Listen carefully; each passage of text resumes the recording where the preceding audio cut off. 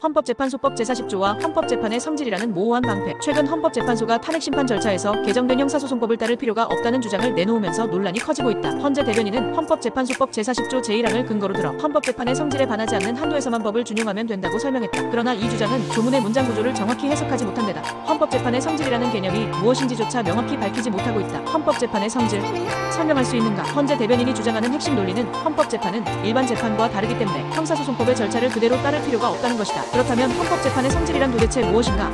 헌법재판소법 어디에도 그 정의가 명확히 나와있지 않다. 혹자는 헌법재판은 정치적 요소가 강한 재판이므로 형사소송법의 절차적 엄격성을 완화할 필요가 있다는 입장을 내세운다. 하지만 이는 단순한 주장일 뿐 법적 근거가 되기 어렵다. 탄핵심판은 대통령이나 고위공직자의 법적 책임을 묻는 중요한 절차이며 국민의 기본권과 국정의 안정을 고려할 때 더욱 엄격한 절차적 보장이 필요하다. 그런데도 헌재가 자의적으로 헌법재판의 성질을 내세워 형사소송법의 적용을 배제한다면 이는 절차적 정당성을 훼손하는 결과를 초래할 것이다. 헌법재판소법 제40조의 구조를 정확히 보라. 헌법재판소법 제40조 제1항은 두 개의 문장으로 이루어져 있다. 첫 번째 문장 헌법재판의 성질에 반하지 않는 한도에서 민사소송법을 준용한다. 두 번째 문장 탄핵심판에는 형사소송법을 준용한다고 명확히 규정하고 있다. 헌재 대변인은 첫 번째 문장에서 헌법재판의 성질을 고려해야 한다고 주장했지만 이는 민사소송법 준용과 관련된 부분이다. 반면 두 번째 문장은 탄핵심판에 형사소송법을 준용하라고 명시하고 있으며 여기에는 헌법재판의 성질을 고려하라는 언급이 없다. 따라서 헌재가 개정된 형사소송법을 따를 필요가 없다고 주장하려면 후단에 대한 별도의 해석을 제시해야 한다. 단순히 헌법재판의 성질을 내세워 형사소송법 준용을 배제하려는 주장은 법률 조문의 문장 구조를 오독한 것이다. 형사소송법보다 민사소송법이 우선할 수 있는가?